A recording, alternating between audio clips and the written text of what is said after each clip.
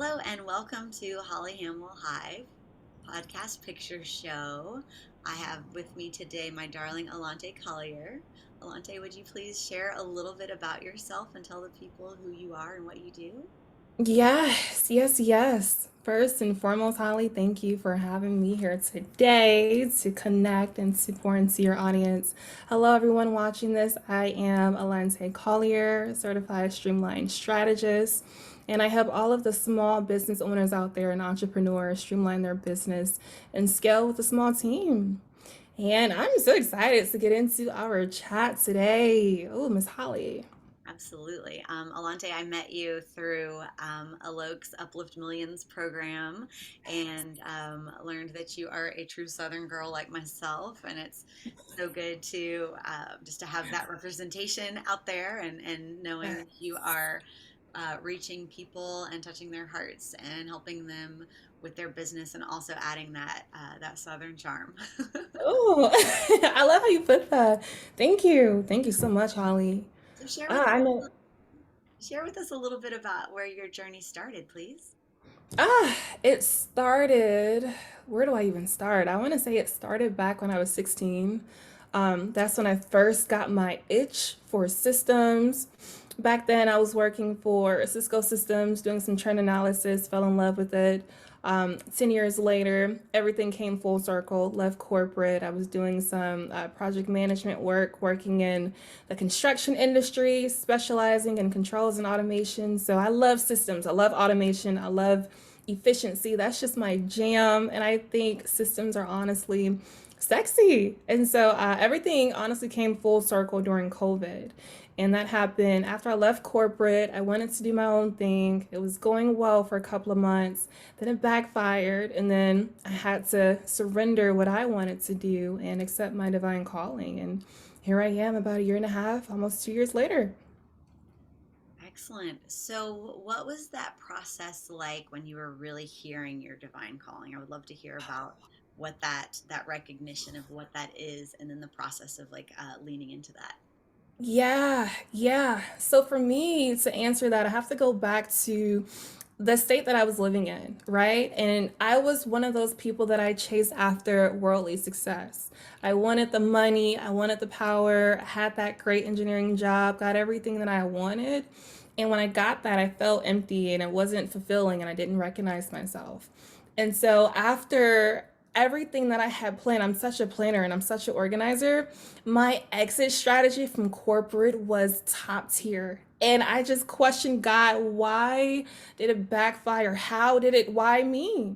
Right? And so it wasn't until he had to sit me down in silence and say, you've been doing your own thing for so long, and I called you 6 years ago. I think it's time for you to finally bring things full circle, surrender your way of doing things because you saw where it got you, and finally answer your calling. And so for me, I had to go to my spiritual coach and I had to really understand like, what am I doing wrong? What am I missing? Because during COVID, pre COVID, like February, March, I had no clue what I was going to do.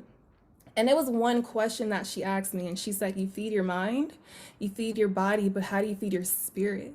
And so once she started to teach me to feed my spirit, it was like all of the answers just started coming out of nowhere and things just started coming into alignment. And I got very clear in what I was here to do. And I just trusted, the process, and the path was already laid out in front of me. So walk it. Yes, yes, yes. So, something that jumped out at me about that was the process of doing things our way, and I wonder, like how you navigated that, and then was it your way or was it the way that you taught that it had to be? I just want to kind of tease into some of that place of that realization and that transition for you. Yeah, yeah. So it was to answer that, there was like two questions in one. To answer part of that, it was my way. And it's so funny because like we all grow up, having to being taught to go to school and get education and that whole thing. And so I did all of that to the T. And I come from very humble beginnings. That's all I knew, right?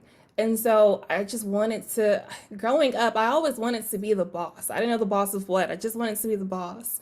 And so when I saw myself climbing that corporate ladder and doing everything everyone told me to do, it was like I got to a crossroad and I'm like, this is not me. This does not even feel like me. This is just not it.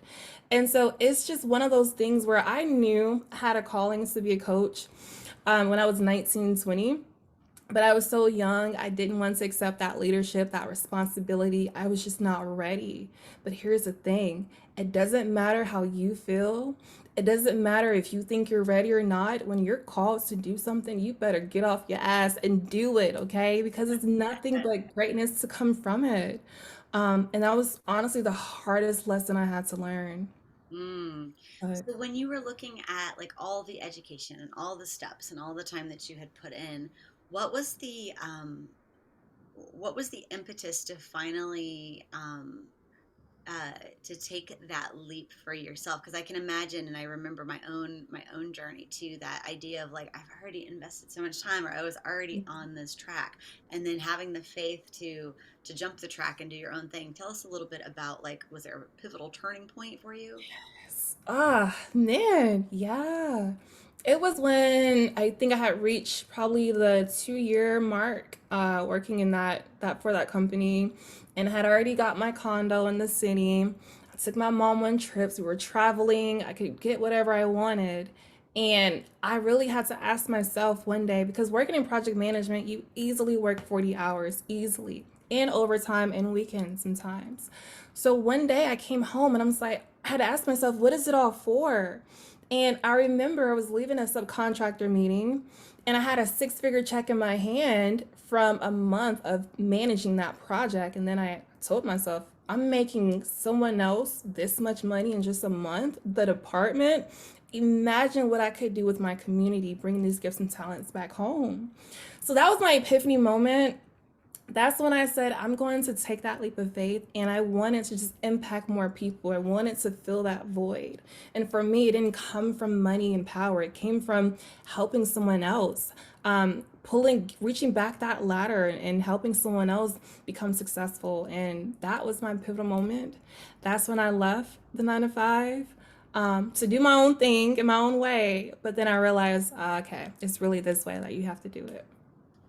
So Excellent. recognizing my own truth, I would say, my worth. Excellent. Okay, so would you say is the essence of what you do for other people on a spiritual level? What do you do for them by showing them these strategies? Yeah. One of the things that I like to do is I have a gift of talking to the depths of your soul. It sounds kind of woo woo, but it's like I can really connect to who you truly are.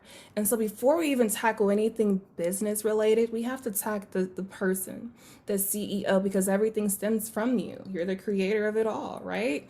And so first we have to tap into what parts of you have you been running away from? Have you been neglecting? Have you just been so resistant? Because a lot of the times when you face that resistance, that's where you can have that quantum leap or breakthrough, right? So first we have to tackle and really bring things into divine alignment. I'm talking about mentally, physically, spiritually, and emotionally. Because if there's ever a decision you have to make and mentally you're not on board, it doesn't feel good in your nervous system.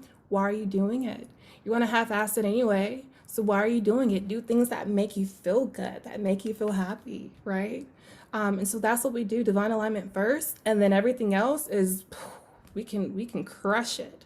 Mm. So there's been so many times that I've been in like strategy programs, or I've been in things that are very like logical. Like here's the flow chart. You do this, and then you do this, and then you do this, and then like profit. Um, Yeah. but when I was going through the process, and I know that I'm not alone in this because this is kind of a thing that happens to a lot of people, especially entrepreneurs that are pursuing their true passion, their true gift. You Yeah. get to a place of a like a identity crisis almost, or like being able to put your what you do into words or into a process, like taking it from the ether of this big like passionate like emotional like magical intangible place and being able to like put it into like words on a web page or into a specific offer, or being able to take it from this amorphous like ether place. Yeah. And I really had this kind of like a spiritual breakdown when I was trying to do that. So what would you say for people that are at that point in their journey? Whew. Ah, for me, I this is interesting for me to answer because I rebranded alone 3 times this year. And when I first started, I was the straight line strategist. And I got that from my very first business mentor. And it didn't yet feel right. So as I was trying to figure out this journey and try things and work with things, here's the thing. Don't be afraid to try anything. There's no such thing as failure, right? I feel like the best mentors are the ones who are not afraid to just make mistakes and to learn, because the more that you do that, the more you get very clear in what it is that you like and what's you and what's in alignment with what it is that you want to do. I made all the mistakes in the world, Holly. Everything that you probably could have can't come up with in the online space. I did it, right? And because I did it, I was able to finally bring everything full circle and say, oh, it's not Streamline. It's not Dream Magnet. It's not this attraction marketing. It's Streamline. It's simplicity. That's always been your thing. But why I ran away from that was I got very fearful of who I am, who would best benefit from my gifts and services, because I was intimidated. These people were so much more accomplished than what I was able to achieve at that point in my career. And I said, oh, I don't think I can help you. But it's like these people need you right now. You want to focus on everyone else who doesn't appreciate and value you? What? And so I had to just get out my own mind and just start showing up that as that Allante that I wanted to be. And so, yeah. Yeah, that's really speaking into me. The phrase "the hardest to learn is the least complicated." Like, we complicate things so much, and we think that in order for that we have to like work hard and like no pain no gain, and that it's got to be this very high level, complex, complicated like system, or all these moving parts, and like the bigger and more complex it is, the more effective it is, right? But that's not Yeah. true, is it? No, no, no, no. It's supposed to be effortless. It's supposed to be seamless. When you're forced, I had a thought too, and this comes from just generational trauma, that you have to struggle to be successful. You have to struggle to make money. I didn't realize how detrimental that thought was, because even in my business, that mindset subconsciously, I have to struggle to get clients. I have to struggle to get cash flow. Who in their right mind made up that belief, and who said that's true? Baby, that's only true if you want to believe it. I got tired here. I got burnt out. I got tired. I got exhausted. I got drained, because I'm one of those, I go all in. I can't help it. And when I started telling myself this is easy, wealth is already attracting, wealth it attracts and flows to you easily, abundance is already your birthright, everything is already on its way to you. It's a matter of either you're slowing it down or speeding it up. I got tired of slowing it down. Mm. I wanted to get out my own way, and I wanted things to come to me and attract to me instead of chasing after it. And so that's what I had to get to a point to, and it was hard. It was hard. It was hard, but so worth it. What do you think is the what aspect of like self-sabotage do you see most in your clientele or in entrepreneurs? It's so funny because I'm starting to work with a lot more male clients, and last year is all just female. And it's very common in women, and it's very common in us. Imposter syndrome, and not going after it, and not owning our value, not owning our worth. I have to constantly remind people, like, listen, pull up your own receipts. Do you know how much value you hold inside? Do you know what you're capable of? And so just you have to be good to yourself. And it's so funny because I heard this from, I think it was one of the guest coaches inside of Alok's mastermind, that the mind cannot decipher between what is real and what is imaginary. So whatever it is you're telling yourself mentally is creating your reality. If you're telling yourself you don't deserve this, you can't see yourself quitting the 9 to 5, whatever it is, well, guess what? That's probably your reality. But the more you start telling yourself and you already see things happening before it comes, That's the key. That's where it starts. And it's so hard for us to do that because we're so used to giving and pouring into everyone else's own cup and not stopping to refill our own. Yes, yes, I am feeling that deep in my bones. My life story. Yeah, yeah. I Yeah, just want to change that. just allowing things to be easy, it just goes against so much of our programming. The whole like no pain, no gain, and you gotta hustle and life's a struggle and like all of this like, hard work. Yeah. But I think that I really liked what you were saying about experimenting and playing and like trying different things out and seeing what sticks. And I think that the shift is like rather than like grinding, grinding, grinding, it's about more play and exploration and like really having fun while you're, quote unquote failing. It's just about, it's just about experimenting and trying things on and seeing what fits. Like, oh, this doesn't fit, no big deal, Yes. and just like changing the mindset around that and like letting it be fun and not the grind. Yes. Yeah, because Yes. you get Yes. And lost. yeah, you have to have fun because everything I'm telling you, everything you want, you already have before. I'm very spiritual and I'm very Bible based. Before God formed you in the womb, He already had a plan for you. So it's going to happen regardless, right? But I used to be a control freak. I used to want to control when, what, how things happen. And that right there is why I was so stressed. That right there is why I was so drained and burnt out and upset and so mad at everyone. But it's like, yo, have fun. Like, people don't want to be with someone who's so uptight. Like, misery loves company, but that's so low vibrational. I'm all about the high vibes and the peace and have fun, right? Even if it's something you look ridiculously in, you're not going to gain anything monetary from. You're still going to gain something from it regardless. Have fun with it because that's the key. That's what we're attracted to. And that's the light right there that everyone is wanting to be this magnet. It comes internally and that comes from doing things that you want to do that Mhm. makes your soul just free. Yes, yes, I am connecting to that deeply, deeply. Yes. So, Yes. what do you think that the business coaching world is missing today? That right there, the energetics and the spirituality. Because it's such a masculine, or the business world is such a masculine energy world that I love this transition right now. Now we're starting to really combine the spirituality and business, and women are starting to just let all of their light shine. And so I really feel like the business coaching world has been off balance for so long that now we're addressing the healing to be a CEO, to lead a team, right? To have the energetics, how important the energetics are for what it is that you want. And really being grounded and reconnecting back to the source. Without any of that, you will never sustain. You may have success, but it's going to be short term and it's going to cost you something it's going to cost you a lot. So I I'm think feeling that. it's that is what is missing. Yeah, like what was coming up for me when I was thinking about the difference between masculine energy led business and feminine energy.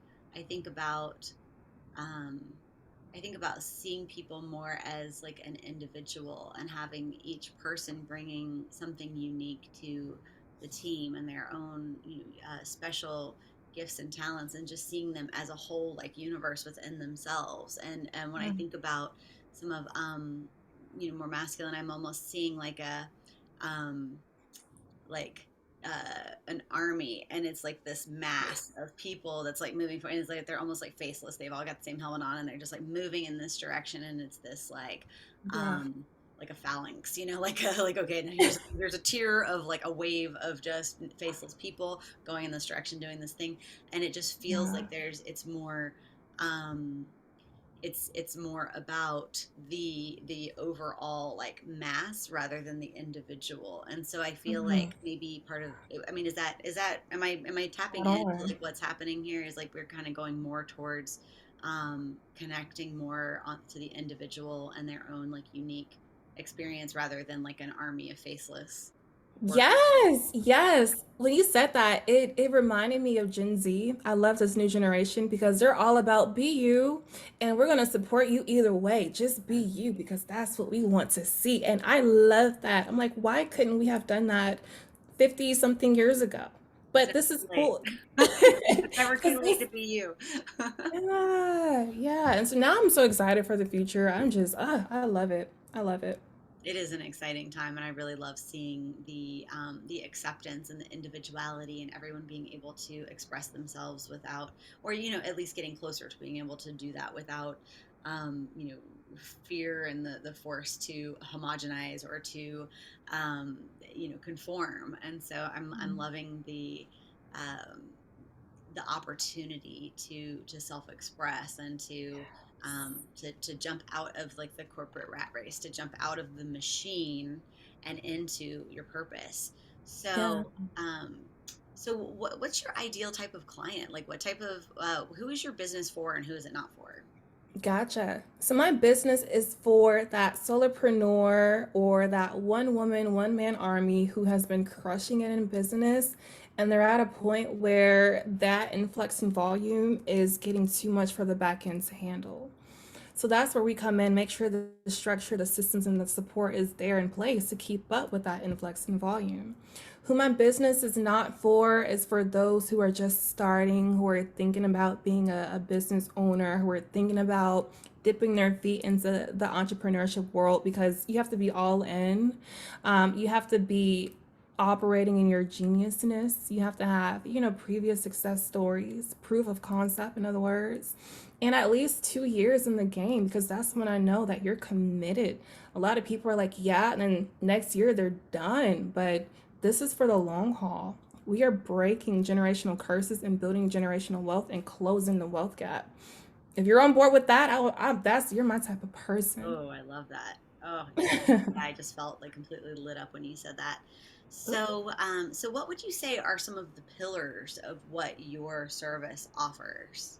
Yeah, yeah. So we have a three-step process. Number one, you want to make sure that your offer suite is packaged and positioned in a way where here's the key. It lights you up on fire just as much as it lights your clients up on fire. They are confident, clear, and certain that you can deliver in what it is that you're promising, right? When we can make sure that that offer suite is matching the value that you're providing, then we go into making sure that you have a client acquisition system that keeps the pipeline full, that keeps the sales coming in, that makes sure that you have predictable cash flow from month to month. From that client acquisition system, then we're just amplifying that success because at that point, there's consistent clients and cash flow coming in, but there's only so much you can do. So we like to remove you from at least 80% of the business and go ahead and start delegating yourself, duplicating yourself so you can strictly stick to those CEO tasks that you love doing anyway. That sounds really good. That sounds really, really good. I'm definitely definitely feeling that vibe. So you mentioned before that the sexy systems. Do you really think that systems Oh are my sexy? Tell me more. Yes, but I have to phrase it this way so people understand. It's what systems can do for you and your business and your life that is sexy. Because I remember, that's why I loved his Lolok's mastermind. I had that breakthrough on that call. I remember Portia saying, "Girl, being able to run my business from the beach is sexy. That is what I'm talking about. Mhm. Being able to have something running on autopilot is being able to listen. If you don't want to work until February, but you're not skipping a beat, that is sexy to me because there's no reason to be chained to your business, chained to your desk. There's so much life to enjoy, and there's so much more to these worldly success endeavors we're so used to chasing after." Yes, and God bless Portia. I love her so much. A little shout out for that sweet soul. Yes. Love Portia. So what is it about those things? Like what's underneath that word sexy? When I think about sexy, I think about like pleasure, I think about creativity, I think about um freedom, exhilaration. So like how does that like really relate to what you're helping your people do? Just All want of that. to unpack All of that a little that. bit more. A lot of people, when they're coming to me either almost defeated, life has whooped their ass. They are just 2 seconds away from throwing in the towel. And I'm like, what sparked you to go after this in the first place? Let's get back to that. What feels amazing? What puts you on this high? That's what we want because that is what you're destined to do. What gives you this freedom? Like, you can wake up and doing this every day for the rest of your life, paid or unpaid, but it still makes you happy and it's still having that global impact. What is that for you? A lot of people are not operating in that. So we need to first bring that back into alignment. That right there, alignment is sexy just because of what it does. Then the business, right? I'm such a workaholic and I used to just my business would suck the life out of me. That's not sexy. Mm-mm. Not being able to have a social life, not taking care of yourself physically, not eating what you should, not going outside for a walk, right? That's not sexy. Being able to be your optimal self at the end of the day, to run an optimal business, that is sexy. And that's what we want. That's what we go after. And that's what everyone's attracted to. It's so funny. My clients are getting to the point where they're overwhelmed now because of the attraction that they're getting. It's so different and it's so foreign. They almost are like, I don't want it. But that's how it should be. That's what you want, right? But Mm-hmm. it's like we've been so conditioned to not think and believe that that's possible for someone like us. How? Why not? We didn't have examples of that. Well, we're changing that. Here it is. Will you share a little bit about your history and what your, because you've mentioned, breaking ancestral curses and like, ancestral trauma and like healing from that. Will you just share a little bit about your transformation story of like where you started or where your family started versus like where you're at now? I'm one of those. I grew up. That's so funny. So when I grew up, my dad was in that place of working on his business and he had found my mom. I was like his dream lady. And so it was like a dream. It was so beautiful. They got married and business was great. And then things took a left turn. And so he got caught up with the feds. The feds took him away. And that's what crumbled my family when I was around 8, 9, 10-ish. And after that point, he was out the house. It was just my mom, me, my brother, and we just had to build from the ground up. And so once we were able to do that, get stability, I'm off to college. Um, that right there was kind of like that first, okay, independence. You have to do this for the family. You can't depend on anyone because my mom, that hurt her so bad that she almost shut down to connecting to other people, which is what I picked up. She almost shut down to her abundance being her birthright, and she almost felt like she was being punished for life and had to struggle. I picked that up as well. So going throughout life, it was so easy for me to give, give, give, but never receive. I didn't realize how how powerful that was. And then not associating myself with everything that was already I didn't give myself the permission. Honestly, Holly, I didn't give myself the permission to receive everything that is already mine in this world. To go out and go after everything that has my name that was stamped on it. I didn't give myself that permission. I felt like I didn't deserve it. I felt like I was cursed. Like, oh, I was the problem, right? Maybe they got divorced because of me. Maybe I wasn't too, whatever. And so I didn't realize until early this year, February, that I actually had to break all of that trauma in my mind. I had to break that you're not deserving of this. You only need enough to get by and that's it. You're not meant for nothing. Who are you to be this? I had to go past all of that and go back to the source and understand where that came from, shift my belief on that, and then going forward, never ever ever result back to that state of mind, if that makes sense. Oh, absolutely. So it sounds like what I'm picking up on is that there's a lot of that mindset is pretty much the foundational piece of success. That it's really like whether you think you can or you can't, that's true. And so and that with the law of attraction and things like that. So uh, what type of resources did you take in? Did you read books? Were you impacted by films, mentors? Like who influenced you to get to this inner knowing? So many people. My very first mentor, Michelle Stonehill, showed me how to be I know her. a I know her. Yeah.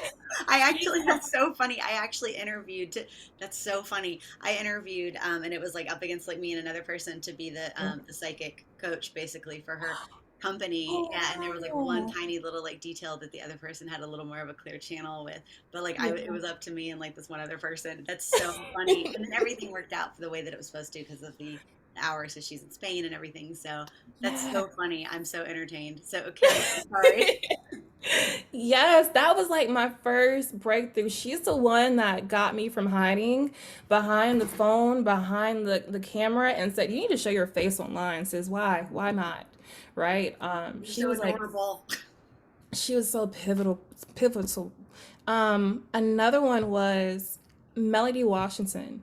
She is someone, we come from similar backgrounds, and she is someone who is out there who's like, girl, you have no reason to be fearful of success. What? Like, you are destined for this and so much more. Go out there and go get it. She pushed me out my comfort zone. Alok is when I really started to understand the healing aspect and how important healing and alignment is crucial to Mhm, sustaining. And then my spiritual coach, my God, Coach Patricia, she always is keeping me, making sure that I'm reconnecting back to the source. So from all of those, oh my God, I would say those are the pivotal people that yeah, helped me the most. yeah, absolutely. And it's so important because we can't do this by ourselves. It's so No. important that like when I remember learning that like every successful person that I always looked up to, like everyone has a coach. Yeah. Everyone. You know, there's always somebody that um is passing the wisdom along that, you know, has something to share, that has something to teach us. And like every single even like the biggest and brightest teachers, like they have coaches, they have teachers. And Yeah. so Yeah. just realizing that I cannot be my best without having several coaches myself, without having teachers and mentors and people that are offering me a hand up the mountain that we're all climbing together. Um, Yes. And here, yeah. and there's some, even though I had the support, I'm not one of those people to ask for help. And Mhm. that's something that I used to associate asking for help as a sign of weakness. And Robin, shout out to you. She's the one that helped me break that belief. She said, asking for help is a sign of strength. Alok Mhm. had that similar problem. And that's when I really had to understand that you already have all the resources around you. You're just not using it. And I had to think, okay, I have to stop being this control freak because, like you said, Holly, you cannot do it alone. There's some things you're just not an expert in, and you don't want to spend the time to figure it out yourself. So yeah, use that Yeah, support. one And person. I'm quick to get coaches in every area. Yes, yeah, yeah. One person can't do all of the things. Like it's so important to delegate. That's how you work smarter. And we're designed as like pack creatures too. Like we need each other to function. That's how we were designed, is to work together in community. So Yes, whether it's in yes, the business community in your own like business, or um, however that looks in families and yeah, friendships and partnerships. Yeah. yes, yes, yes, yes. Mm, mm, mm, mm. So, um, let's see. And so then what was um, was there any like book in particular that really started your journey, or one that just really stands out to you as a pivotal piece of text? Anything that you recommend to your clients? Yeah, the very first book that broke me out of this rat race cycle was Robert Kiyosaki, Rich Dad Poor Dad, the infamous one. That's what I started with, and I read his entire series. After I read his entire series, then I went to Napoleon. And right now, I'm reading Dale Carnegie, How to Win Friends and Influence People, because that human connection is not natural for me, right? So those are probably the three main authors that um, I would recommend to everyone out there. Okay, so Absolutely. so it was Kawasaki. Is that what was the first one again? Robert Kiyosaki, Rich Dad Poor Dad. Dad Poor Dad. That one, Napoleon was um, Think and Grow Rich. yes, Think and Grow Rich, and then How to Win Friends and Influence People, Carnegie, Dale Carnegie. Okay, got it. Excellent, excellent. Yes, I've read the Rich Dad Poor Dad and Think and Grow Rich, but I haven't read the other one, so I will Yes. be getting that directly. Yeah. So what is it that you like to do when you're not working on this sexy streamline strategy? What would you do? I love music. Music is actually my first passion. Music, I love traveling. I'm such a nomad. I love just experiencing different cultures and seeing different sceneries. Wineries, I love going to different wineries, and I'm a foodie, so I'm always trying out new restaurants anywhere I am. And I love networking. So yeah, those are like my quote unquote hobbies. And what type of music are you into? I am into all types of music. Like I have an old soul, so neo soul is really good for me. Just R&B in general. I love alternative music. Oh my God, like Justin Azuka, The Script. I love trap music. Mhm. I love gospel music. Mhm. I love country. I love all music. You'll find literally everything in my playlist. And where did you go to college? Kennesaw State University, which it originally was Southern Poly. Mhm. So for all of my SPSU people who may ever come across this, long live Poly. But that they merged and became Kennesaw State University. So Okay, great. KSU. And what did you study there? Industrial engineering, technology. Oh, wow. Okay. Okay. Yeah. So I got my engineering, yeah. Mm-hmm. All of Makes so that. much sense. All right. Well, I feel pretty complete with like what we've shared. Is there anything else that you really want people to know about you, to know about your business, to know about life or themselves? Ah, people are attached to your dreams. So when you give up on them, you're not just giving up on yourself, you're giving up to all of the people you could have freed, all of the people you could have helped, all of the people you could have helped have this breakthrough to change and save their life. So for me, I had to stop being selfish and get out of my own way and think so much bigger than myself. So that is something I would love to leave with everyone out there. And Holly, you do such an amazing job. Like this is why I just love you, Holly, because your spirit, your energy, just your light shines so effortlessly. And just like being in your presence is so healing and is so calming. And I don't think a lot of people really understand how powerful you are of a being and how much of a blessing you are to everyone that you come across. Thank you. So thank you, Holly, for just being you. Thank you so much. That's so incredibly sweet. And I really do, I really did kind of like sink my teeth into that last statement that you said about um, that it's not just about me. It's not just as far as like when days when I'm feeling small or when I'm like, oh, I don't know if I'm cut out for this or can I do this or it seems like so the end goal seems so far away that I just have to keep moving forward because it is not just about me, it's about the people that I'm here to help. And Yeah. so final thoughts, what is something that you do daily in order to keep yourself in that mindset of abundance and worthiness and that it is for the greater good that you're doing this work? I do every morning. I do journaling. I have like a certain way of how I journal, but every morning I'm doing affirmations. I'm practicing gratitude, and I'm just writing out my thoughts for the day and picking one thing I can improve on. Mm, That is like I have to do a daily practice of that because number one, affirmations, you speak things into existence intentionally. Gratitude, you have to be thankful for everything in your life to attract more. And then just reflection and continuous improvement is like my game. I don't want to be the same as I was yesterday. I want to be better. I want to be the best Alante I can be, right? So just simple journaling and then being able to go back and see, just like in the past month where you were, is so crazy how quick and how quick we can mature and grow and progress. We don't realize that, but that allows me to stop and see and appreciate and thank God and the universe for life. yes, yes, yes, yes. Okay. Well, that's feeling very inspirational, and I'm definitely going to pull some of those pieces into my practice that a few of the things that I could fine tune there.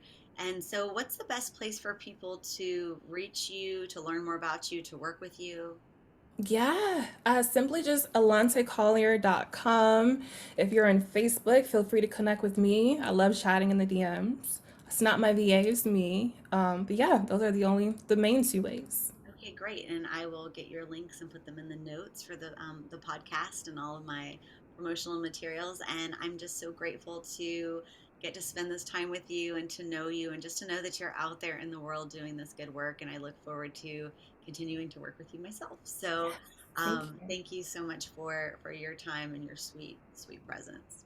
Thank you. Thank you so much, Holly, for sharing this space. And thank you for everyone who's watching this. Thank you. Absolutely. Thanks, everyone.